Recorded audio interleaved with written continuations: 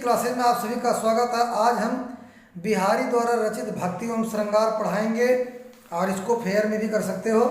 करो कुबतु जग कुटिलता तजो न दीन दयाल और दुखी हो ही ये सरल ही बसत त्रिभंगी लाल। तो बच्चों यहाँ पर व्याख्या लिखेंगे, हे प्रभु चाहे संसार मेरी कितनी भी निंदा करे परंतु मैं अपनी कुटिलता बुराइयों को नहीं छोड़ूंगा, क्योंकि हे दीनों पर दया करने वाले प्रभु आप त्रिभंगी लाल हैं।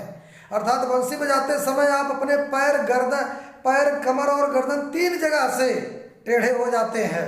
यदि मैं अपनी कुटिलता यानी टेढ़ापन या बुराइयों को छोड़कर सीधा और सरल हो गया तो आपको मेरे सरल हृदय में बसने से कष्ट होगा, क्योंकि टेढ़ी वस्तु टेढ़े स्थान में ही समा सकती है, सीधे स्थान में सुविधा पूर्वक नहीं समा सकती। कविवर बिहारी श्री कृष्ण की त्रिभंगी मूर्ति को ही अपने हृदय में बसाना चाहते हैं, इसीलिए वे सरल न बनकर कुटिल या टेढ़े ही बने रहना चाहते हैं। दूसरा तो अजो तरुणा ही रहो श्रुति सेवत एक रंग और नाक बास बेसर लहो बस मुख तन के संग। तो यहाँ पर आभूषण के पक्ष में क्या लिखोगे कि निरंतर कानों का सेवन करने पर भी कान का आभूषण यानी तरुणा है ना निम्न स्थान पर ही था, अर्थात आज तक भी उसका उद्धार न हो सका, जबकि नाक के आभूषण यानी बेसरी ने मोतियों के साथ बसकर नाक के उच्च स्थान को प्राप्त कर लिया। इसके बाद बच्चों सत्संग के पक्ष में सत्संग की महिमा का वर्णन करते हुए कबीर बिहारी ने लिखा है कि वेदों का निरंतर और तल्लीनता पूर्वक अध्ययन करने वाले व्यक्ति का उद्धार अभी तक नहीं हुआ, किंतु मूर्ख व्यक्ति ने मुक्त यानी संसार की वासनाओं को त्याग देने वाले व्यक्ति का सत्संग करके स्वर्ग को प्राप्त कर लिया है। मकराकृत गोपाल के सोहत कुंडल कान और धर्यो मनो ही धर समर ड्योढ़ी लसत निशान। एक सखी दूसरी सखी से कहती है कि हे सखी, श्री कृष्ण के कानों में मकर की यानी मछली की आकृति के कुंडल सुशोभित हो रहे हैं। इनको देखकर ऐसा प्रतीत होता है मानो कामदेव ने श्री कृष्ण के हृदय रूपी क्षेत्र पर अधिकार कर लिया और मुख्य द्वार कौन कान पर या मकर यानी मछली के रूप में उसकी विजय पताका लहरा रही है। बतरस लालच लाल की मुरली धरी लुकाए और सौ करे भवन हसे दैन कहाय नटी जाए। राधा जी ने श्री कृष्ण से बात करने के आनंद के लालच से उनकी मुरली छिपा कर रख दी। श्री कृष्ण ने पूछा कि क्या मुरली तुम्हारे पास है? तो राधा कसम खाने लगी कि हमारे पास मुरली नहीं है, परंतु भौहों में हंसने लगी, अर्थात उनके नेत्र हंस रहे थे, जिससे स्पष्ट होता था कि मुरली इन्हीं के पास है। जब श्री कृष्ण ने उनसे मुरली देने के लिए कहा तो राधा ने अपने पास मुरली होने की बात से इनकार कर दिया। इस प्रकार ये क्रम देर तक चलता रहा। कहत नटत रीझत खिजत मिलत खिलत रजियात और भरे भवन में करता है नैनन ही सो बात। तो नेत्रों के संकेत से नायक ने नायिका से एकांत में मिलने के लिए कहा, परंतु नायिका ने मना कर दिया। नायिका के मना करने की चेष्टा पर नायक रीझ गया, मुक्त हो गया।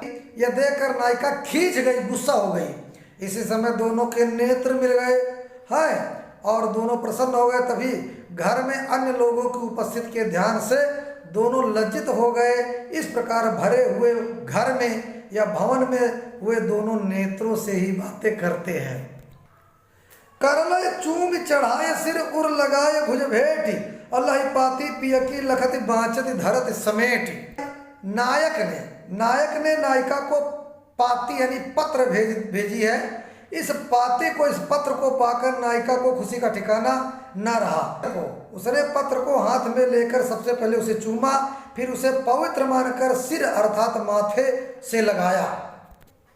इसके पश्चात उसने उसे अपनी भुजाओं में भरकर अपनी छाती से ऐसे लिपटाया मानो साक्षात नायक हो।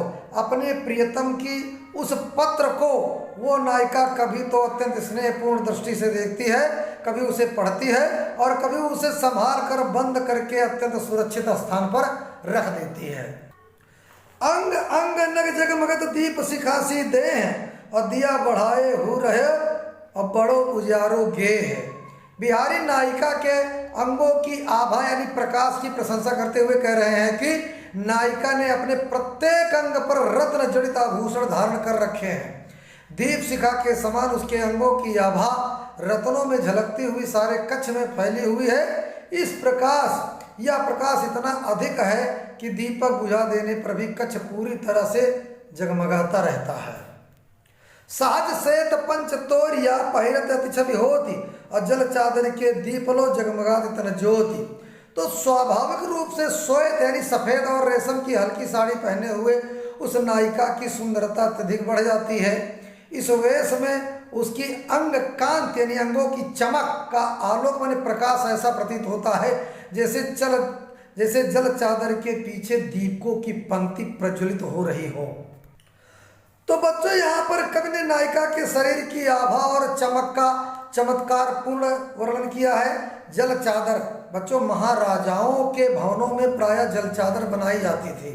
रात के समय गिरते हुए पानी के पीछे दीपक जलाए जाते थे।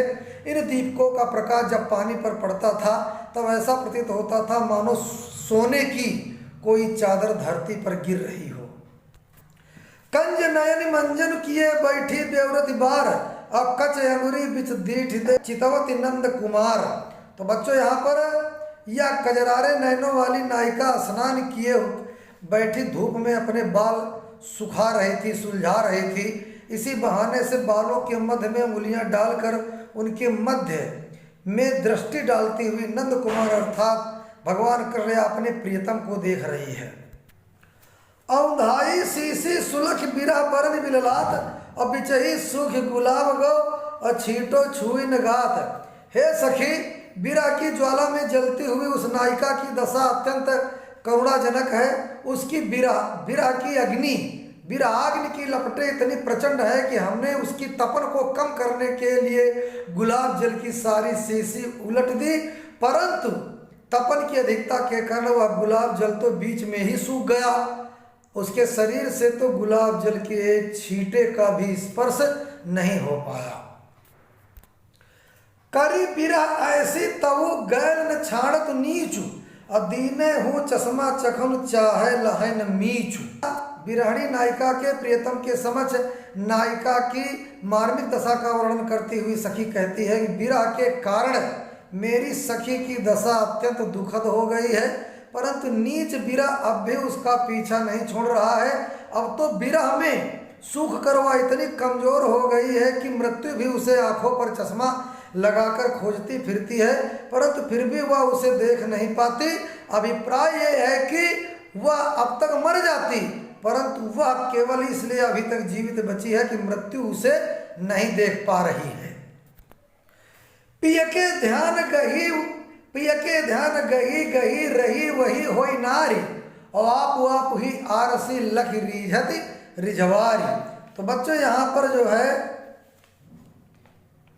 एक सखी दूसरी को प्रियतम पर आसक्त देकर अन्य सखी से कह रही है कि अपने प्रियतम का ध्यान करती हुई वह नायिका नारी वही प्रियतम रूप हो रही है। इसी कारण यह दर्पण में स्वयं के प्रतिबिंब को देखकर उसे नायक समझकर उसके रूप गुण पर रीझने वाली या स्वयं पर ही रीझ रही है। जोग जुगत सिखये सब मनो महामुनि मैन और चाहत पिय अद्वैतता कानन सेवत नैन। तो यहाँ पर बच्चों सखी नायिका से कहती है कि हे सखी, यौवन से परिपूर्ण हो जाने पर अब तुम्हें कामदेव रूपी महामुनि ने योग साधना की, नायक से मिलने की सारी विधियां तुम्हें अच्छी प्रकार सिखा दी है। इसलिए कानों तक लंबे या कानों तक फैले हुए वन का सेवन करने वाले तुम्हारे ये नेत्र नायक से मिलकर एक हो जाना, ब्रह्म से एकाकार होना चाहते हैं। अर्थात जिस प्रकार कोई साधक योग साधना की सभी विधियां सीख कर ब्रह्म को प्राप्त करने के लिए वैराग्य आदि धारण करके वन को चला जाता है, उसी प्रकार नायिका के नेत्र जो यौवन के आगमन पर नायक से मिलने की अनेक विधियों को सीख गए हैं, अब नायक से मिलने के लिए व्याकुल हैं। इसी अभिलाषे से अब वे कानों तक फैल गए हैं। मूड चढ़ायो रहो पर्यो पीठ कछ भारू रह गरे परि राखिबो तऊ हिये पर हारू। बालों को लोग सिर चढ़ाकर रखते हैं तब भी बालों का गुच्छा पीठ पीछे ही रहता है। किंतु हार, गले का हार, किंतु हार गले में पड़ता है तब भी वो हृदय पर धारण किया जाता है। इस प्रकार कवि यह समझाना चाहता है कि अयोग्य व्यक्ति कितना ही ऊंचा पद प्राप्त कर ले किंतु फिर भी लोग उससे घृणा ही करते हैं, किंतु योग्य व्यक्ति चाहे गले पड़ जाए अर्थात कष्ट भी दे तब भी उसे छाती से लगाकर अर्थात स्नेह और आदर पूर्वक रखा जाता है। रहो गुही बेनी लखे और गुहिबे के त्योनार और लागे नीर चुचान जे नीठ सुखाए बार। तो यहाँ पर नायिका नायक से कहती है कि रहने दो, ये मेरी चोटी गूंथना बंद करो, तुमसे ये चोटी नहीं गूंथी जाएगी, ये मैंने तुम्हारे चोटी गूंथने के ढंग को देखकर जान लिया है। देखो मैंने जिन बालों को बड़ी कठिनता से सुखाया था वे फिर से गीले हो गए हैं और उनसे पानी टपकने लगा है। कर मुंदरी की आर से प्रतिबिंबित प्यो पाई अपीठ दिए निधरक लखे एक टक डीठ लगाई। तो यहाँ पर बच्चों हाथ है ना, कर मुंदरी यानी हाथ की अंगूठी के दर्पण नग में प्रियतम का प्रतिबिंब देखकर नायक की ओर पीठ किए बैठी नायिका एक अटक दृष्टि से बेखटके उसको देख रही है। कहने का आशय यह है कि उसे इस बात की कोई शंका नहीं है कि मुझे प्रियतम को देखते हुए कोई देख रहा है, कोई देख रहा है। खेलन सिखे अली भले चतुर अहेरी मार और कानन चारी नयन मृग नागर नरन शिकार, है ना। तो हे सखी, कामदेव रूपी चतुर शिकारी ने कानों तक विचरण करने वाले तुम्हारे इन नेत्र रूपी हिरणों को नगर में रहने वाले चतुर लोगों का शिकार करना अच्छी प्रकार सिखा दिया है। सामान्यता शिकारी हिरण का शिकार करता है, परंतु यहाँ नेत्र रूपी हिरण नगर निवासी चतुर लोगों का शिकार कर रहे हैं। अभिप्राय यह है कि नायिका के नेत्र जो कानों तक फैले हुए हैं, मृग जैसे चंचल है तथा कटाक्ष आदि में निपुण है। नायिका अपने नेत्रों से जिस भी चतुर पुरुष की ओर देख लेती है वो बिंध जाता है अर्थात घायल हो जाता है। ये सब कामदेव का प्रभाव है। जिस प्रकार कोई शिकारी अपने शिष्य को जिस प्रकार कोई शिकारी अपने शिष्य को शिकार करने की कला सिखाता है, वैसे ही कामदेव ने नायिका को इस कला में निपुण कर दिया है। अर्थात काम भावना से प्रेरित होकर ही नायिका चतुर पुरुषों को अपनी ओर आकर्षित करने में सफल होती है। ललन सलोने अरु रहे अति स्नेह सो पागी और तनक कचाई देत दुख सूरन लो मुँह लागी। यद्यप तुम सुंदर भी हो और प्रेमी भी तथा तुम्हारे सौंदर्य और प्रेम में भी कोई कमी नहीं है तथा तुम्हारा कपटपूर्ण व्यवहार उसी प्रकार दुखदाई है जिस प्रकार घी में भुनने तथा नमक डाले जाने पर भी जमी कंद यानी सूरन कच्चा ही रह जाता है और मुंह काट देता है। कच्चे जमी कंद के समान तुम्हारा यह कपटपूर्ण व्यवहार अर्थात दूसरी स्त्री के पास जाना और मुस्कुराना मुझे अत्यंत दुख एवं पीड़ा दे रहा है। अनियारे दीर्घ द्रगम कितिन तरुण समान वह चितवनी और कछु जिहबस होत सुजान। इस दोहे में बताया गया है कि बाह्य सौंदर्य की दृष्टि से संसार की अनेक वस्तुएं एक समान हो सकती हैं, किंतु सज्जनों अथवा चतुर रसिकों के मन को मोहने वाला आंतरिक भाव सौंदर्य किसी किसी में ही होता है। जैसे बड़ी बड़ी और नुकीली आंखों वाली तो अनेक स्त्रियां इस संसार में विद्यमान हैं, किंतु सौंदर्य के कुशल पारखी उन सब में अनुरक्त नहीं हो जाते, बल्कि वे तो उसी में अनुरक्त होते हैं जिसमें एक विशेष प्रकार की चमक अथवा भाव प्रवणता होती है। कोरदार अर्थात नुकीली एवं बड़ी बड़ी आंखों वाली कितनी ही युवतियां इस संसार में होती हैं, किंतु सभी की चितवने नजर है ना अर्थात देखने की रीत यानी तरीका और भ्रू भंगिमाएं एक जैसी नहीं होती। वह चितवन कुछ और ही है अर्थात विशेष प्रकार की होती है और किसी किसी में ही पाई जाती, सब में नहीं, जिसके वशीभूत गुणीजन यानी रसिक जन होते हैं। क्यों बसिए क्यों निभहिए नीति नेह पुर नाहि और लगा लगी लोहिन करे नाहक मन बंध जाए।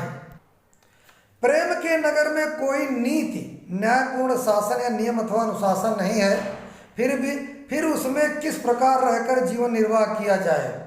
यहाँ की अनीति का उदाहरण देखिए कि लगा लगी तो लोचन रूपी चोर करते हैं, और अर्थात टकराती तो निगाहें हैं और व्यर्थ में ही बंद बेचारा मन जाता है, जबकि उसका कोई अपराध भी नहीं होता।